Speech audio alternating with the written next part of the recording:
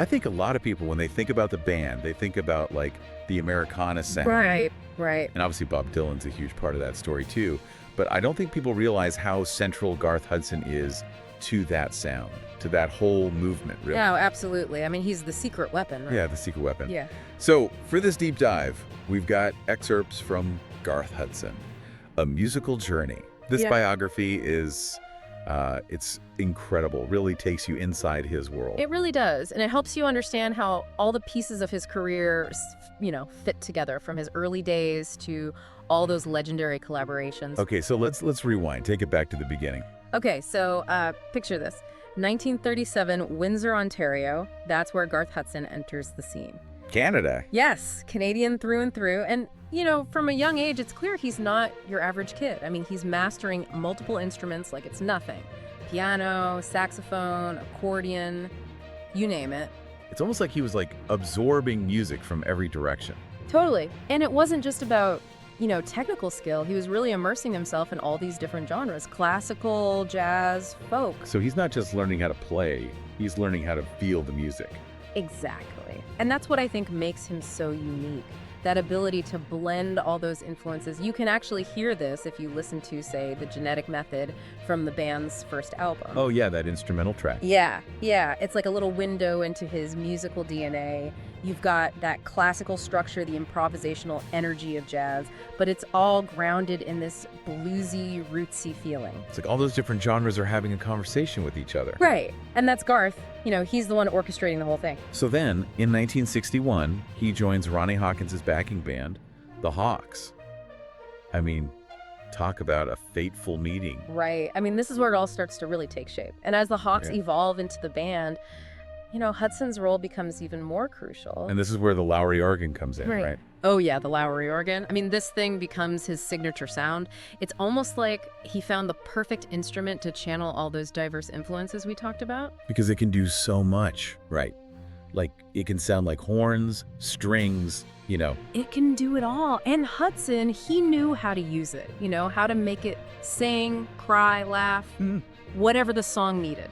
Like, listen to Chest Fever from their second album, that opening riff. Yeah, chills every time. Right, it's not just notes, it's pure emotion. And with the band, they're creating this sound that, people were calling it roots rock or Americana, but it was even more than that. It was like this whole new genre they were inventing. Yeah, I think that's right. It was, they were pulling from so many different sources. Rock, folk, country, blues, it's all in there. And Hudson's the one kind of weaving it all together, right? Yeah, he was the arranger. He knew how to make it all work. And it wasn't just about, throwing everything into a pot and hoping for the best. He had this incredible sense of how to make it all sound cohesive. Like, each part, no matter how different it might seem, was serving the song. And then comes the Bob Dylan chapter, those legendary basement tape sessions. Yeah. I mean, what was it like having these two musical giants in the same room? Well, I think, you've got Dylan, who at this point is already a legend, but he's also restless. He's always pushing boundaries. And then you've got Hudson, who is this master of adaptation. So they're both kind of rule breakers in a way. Exactly. And so what you get in the basement tapes is this incredible creative energy. They're experimenting, they're playing off each other, and sometimes it's rough, sometimes it's messy, but that's part of the magic, Get that raw energy. Exactly. And you can feel that those guys are having fun. They're not taking themselves too seriously, they're just making music.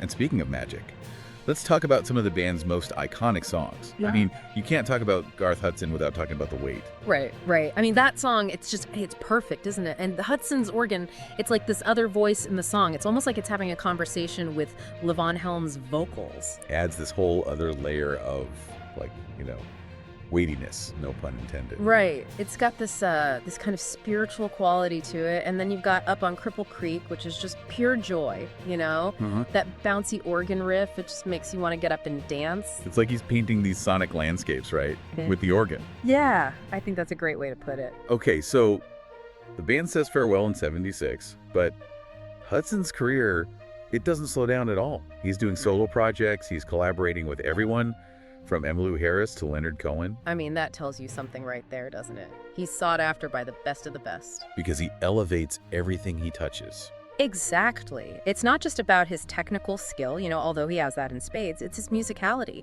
his understanding of what a song needs.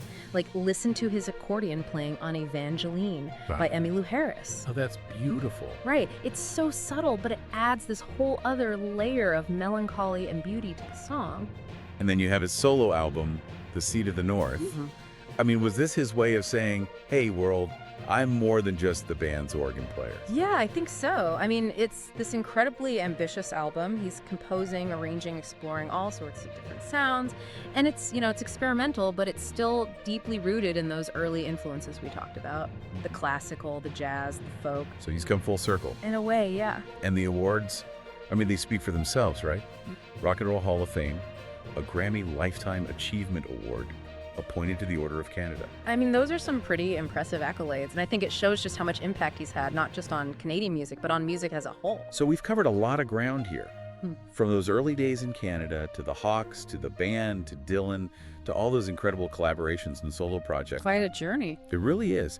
And I think, what strikes me most about Garth Hudson is that he's always been pushing boundaries, always been exploring new possibilities.